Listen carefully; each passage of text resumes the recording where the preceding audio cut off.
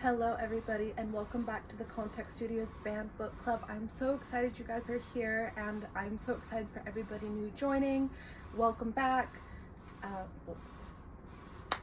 Hi everybody and welcome back to the Context Studios Band Book Club where we read like freedom depends on it. I am so excited that you guys are here today. To everybody new, welcome. For everybody who's returning, welcome back. This is our 6th episode and that means we're halfway done with this year. I cannot believe that. And if you have followed along for the last 6 months, read the books, even read just a couple of them, engaged with the posts, thank you so much. A lot has changed in the last 6 months. Hear the siren. I cannot believe that this project has been going on for 6 months. I cannot believe what this has transformed into. For those of you who don't know, we have officially launched on Instagram. We have our Substack, we have a TikTok, we have so many different platforms that we are talking on, including YouTube and Spotify. So if you guys have not already heard of those episodes or listened to them, they're available on there. And every first Friday of the month, I release an article on Substack, which is a book summary and talking about the reasons it was banned, a little bit about the author. That project has transformed pretty much since it started, as with all of this. So there's lots of things that have changed, lots of new pieces I'm adding. I talk about the censorship and also ways you can get involved if you're passionate about protecting the voices and the lived experiences associated with some of the topics in this book.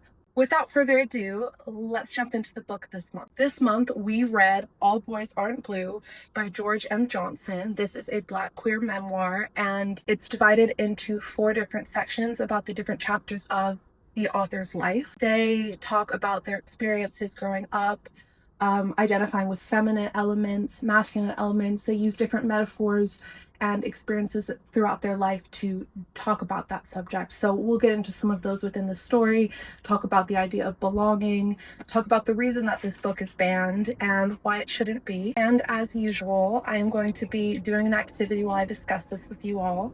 I have a tie-dye kit. So it's been years since I've tie-dyed. I don't think I've ever actually done it myself, like organized it all, put it together. Y'all know if you follow me that sometimes I can really lose track of things as I'm doing it, so we will see how it goes. I'm going to be tie-dyeing these 3 shirts right here, kind of walk you guys through it, and then tomorrow, once it's done, I will show you how they all turned out. And yeah, I guess without further ado, let's get into it and talk about All Boys Aren't Blue.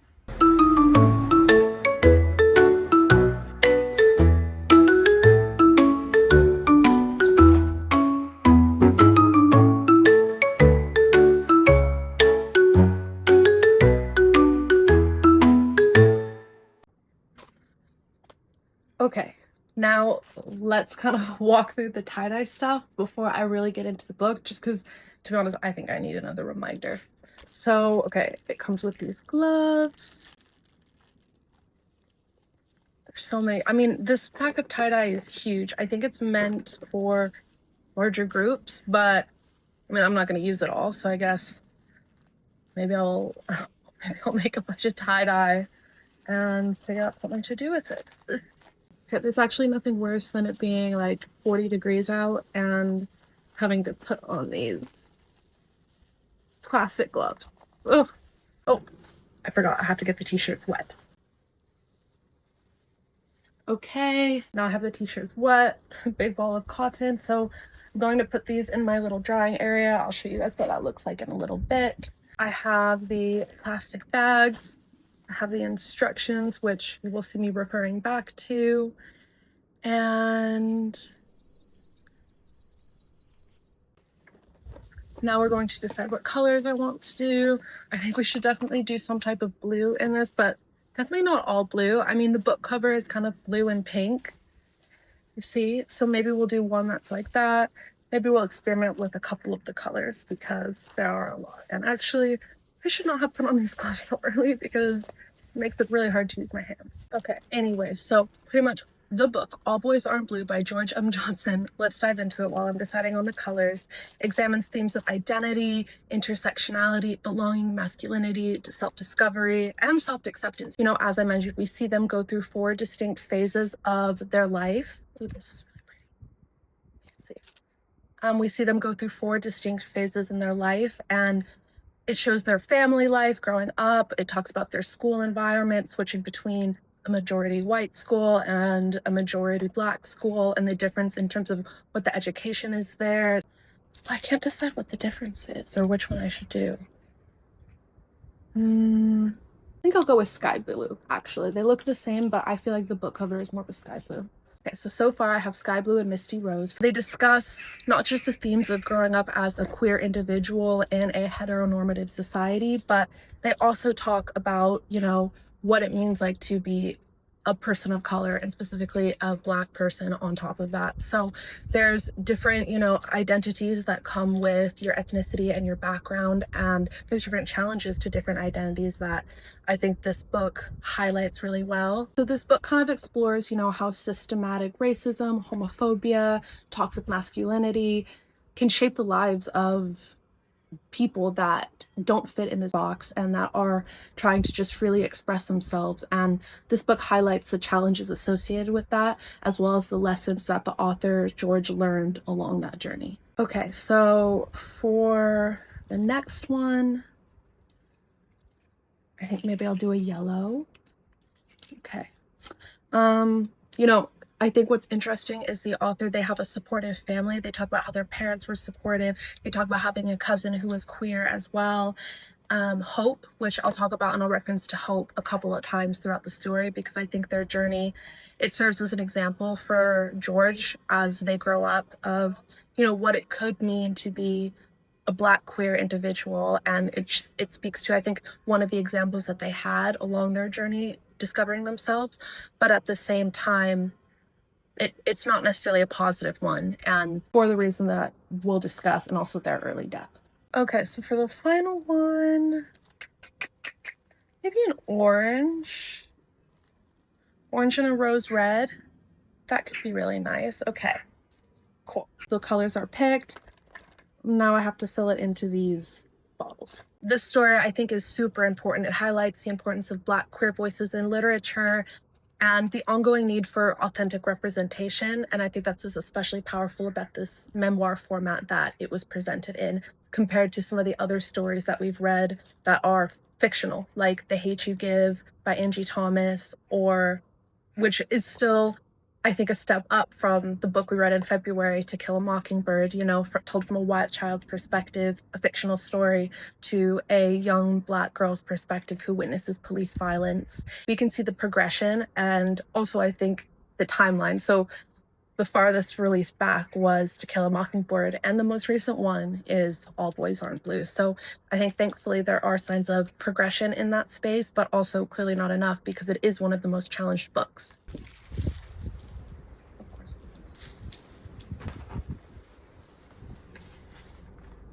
Okay, so I want to grab scissors. Let's see how this helps. Maybe it'll make it easier to get into, I'm sure it will make it easier to get into the tube. This book discusses racism as well as a barrier to entering LGBTQ spaces, and how certain spaces inherently cater to, white queer people. That was something I also saw when I went to the Queer Britain, because at the Queer Britain, they talked about the Black Lesbian Gay Center, which is an organization and a charity that was established in London in the 1980s, I believe. But how, Black queer people would go into these spaces and people would automatically assume that they didn't have a right to be there, or that they weren't queer, or ask questions about it. And, this creates a kind of identity dilemma, and in a space where there shouldn't be. There shouldn't be these racial barriers, but inherently, because of things like white privilege, colonialism, you name it, these barriers do exist, and you have to be aware of that. And I think this book does a really good job of highlighting some of those barriers that people would experience on an everyday basis. Okay, 2 for 2. Now we're going with the Misty Rose. And even though this book is written in a time where some have this perception that, queer people are taking over the world, it's a woke agenda, whatever you want to say, I think 2 things are true. I think that's inherently not true. We can see that in, for example, lots of countries around the world where homosexuality is criminalized, and there's even the death penalty. 7 countries around the world, the death penalty can be imposed for people that are gay. There are definitely countries where it's illegal, but even in countries where it is legal, like in the United States, they have taken away the driver's license of trans individuals in Kansas, and they still have conversion therapy in different states. So I think we need to and also think about the widespread public narrative right now that the United States government is holding. So I think we need to be aware that the narrative of this is like a woke time and queer people have it so easy in the world. They're trying to make don't come commenting about it on this video, because this is not the space for that.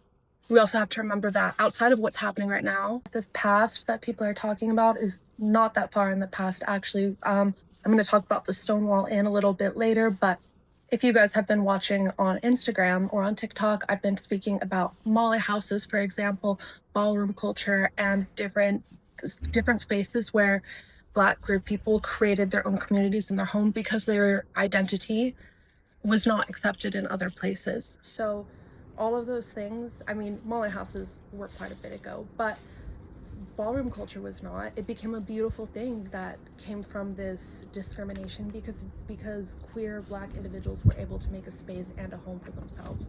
And I would also like to say it's also the Latinx community, it's also the AAPI community. And so we have to remember all of these voices and all of these people have space in this conversation, and the fight is not over for protecting LGBTQ rights. And on that note, I think it's also really important to point out that the way that this is written in a memoir, I think, speaks to the resilience of these Black BIPOC queer communities, because each of them, they continue to fight for their representation and a place and equality within a society. So many of the movements, so much of the language, like the voguing and slay, so much of that stuff does come from Black queer communities that we don't give credit for. And I think by the way that George discusses it in the story, and even talks about using slang and having been told it was inappropriate at that time by their teacher, even though it was something that they perceived as just being sweet and nice and even funny. I think, yeah, it just shows that the memories and the message that memory carries is really, really powerful, and you can see that throughout history. When we're talking about Black queer voices, representation, and history, I think we should mention the Stonewall Inn. So the Stonewall Inn riots specifically was an event that happened in the 1960s in Greenwich, New York City, at the Stonewall Inn, a bar. And it was a bar owned by the mafia that also allowed LGBTQ individuals to frequent it. This was because at that time it was illegal for homosexual and queer individuals to consume alcohol. The mafia was friendly to everybody. They sold to anybody. And I mean, yeah, so that's the case. So the mafia opened their bar, and because it was owned by an organized crime team, and because it was also frequented by queer individuals, it was subjected often to police raids. And during the Stonewall Inn riots, it was a multi-day riot that was led by Black queer individuals like Martha P. Johnson, for example, to protest against these police riots and fight back and represent and stand up for identity. And the legacy of their representation and this riot came from the memories of all the history before of oppression, from the Molly houses in Victorian Britain that were frequented by queer individuals that were also subjected to police raids. You know, that was 75 years ago, but society has always found a way to try to oppress Black, queer, and BIPOC individuals, and still they have continued to rise and use their voices and speak out. I think this memoir is such a good representation of that. Okay, I am just talking now, clearly not focusing on this, so I am going to speed up the next minute while I'm cutting and preparing everything, and then we'll jump into the next part. Moving away from the past into the present, some of the themes that George mentions are truly timeless themes that I think are so important to keep in schools, and I think are also very, very important to continue to share. As Patricia McCormick has mentioned, books are a private place, and when George details their sexual abuse, it provides that safe place for other young people to read that story and understand some of their own experiences better. Okay, I have all 6 of them here, so I'm so excited. I will do the green with the yellow, as I said, the blue with the pink, and the red and the orange. I am going to take these bands and I'm going to tie and wrap the shirts around. So I'll do that, and I'm going to start talking about the censorship, the challenge, and the people that want Georgia's voice and the voices that they represent out of schools. A big part of why I chose this book to be part of the 2026 Banned Book Club list was because of how heavily this book has been censored, or the volume of censorship attempts that have happened in terms of bans and challenges. From 2021 to 2024, according to the American Library Association, went from the number 3 most banned book in the country to the first most banned and challenged book within the country. So that's a huge change within that amount of time. And most of it are in red states due to accusations having sexual content and LGBTQ themes that are not appropriate for schools and the general audience, which, I mean, if you know me, you know that I think that is a ridiculous statement, and we'll talk about why. Okay, you guys, so I'm on the ground, but I have rolled up the shirts.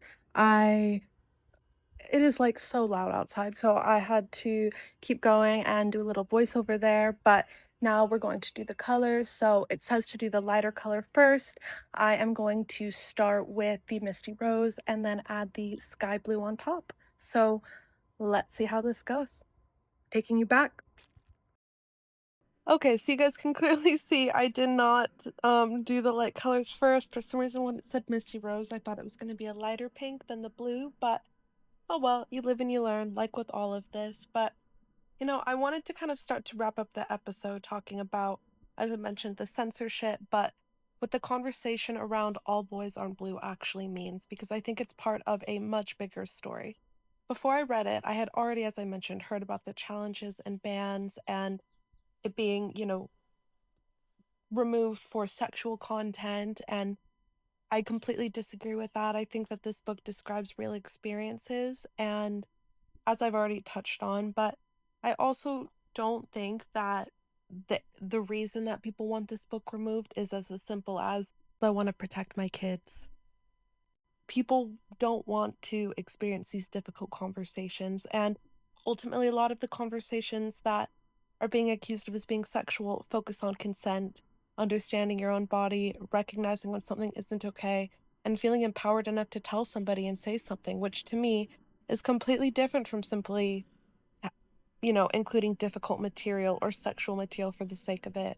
All Boys Aren't Blue isn't really a book about sex. It's a book about identity, family, growing up, friendship, trying to figure out where you belong, like many young adult books are, just not through the light that George presented their memoir through. And that is exactly what makes it so unique and crucial. And I know as well from reading some of their interviews, part of what their motivation was for writing it, to provide an inspiration or a point of reference for people that have the same struggles that they dealt with, and to provide kind of, you know, a North Star, for lack of better words. It's not a book that's telling you, oh, do this with your life, do that with your life, but it's sharing about some of the experiences that are shared and how those can have a positive impact moving forward if they can be used as warning, and, you know, if it can pass some wisdom along. The grief in the stories, the friendship, the joy, the struggle, and relief about being comfortable with who you are. Those are messages from this book that are so far reaching and impactful. And people just want to avoid those conversations, and I think that's exactly why we need to fight and advocate for these stories to remain in the conversation. We need to defend the right to read stories and books like Boys Aren't Blue, and voices like those of George M. Johnson need to be protected because they can be, as I said, a North Star or a point of saving somebody who feels like there's no other option, and they'd rather be dead than true to themselves. So I hope everybody, you know, wasn't too distracted by this tie-dye process and enjoyed reading this book. And yeah, I guess I will go back to the video now.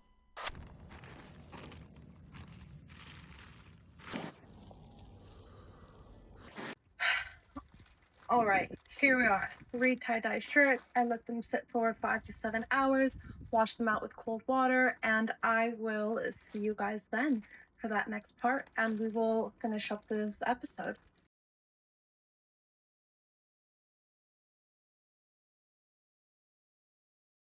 Okay, here it is. I'm happy with it. I mean, like I said, I think this is my first time kind of tie-dyeing in a long time. My first time really setting it up myself. Could have been better, but I am quite happy with it. Here are the other ones. I know I said I was going to do like an orange and a red, but I just wanted to use the blue and the purple. I thought it was really cute. And the final one, voila. Okay.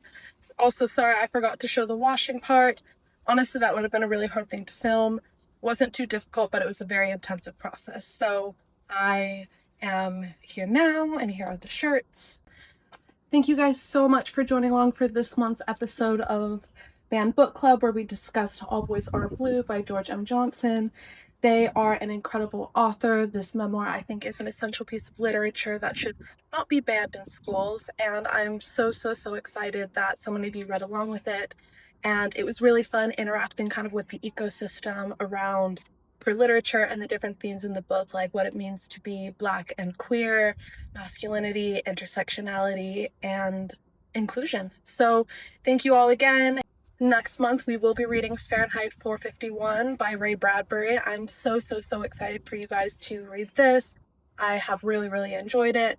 We will be speaking with a librarian, someone who has been critical to keeping track of the different books that has been challenged over the last probably 30 years. So yes, I'm very excited to read this book, talk about it with you all, and speak to some experts who also recognize the importance of literature and fight against censorship. So thank you guys so much again for being part of this episode with the Context Studio. Let's keep reading like freedom depends on it, because it does.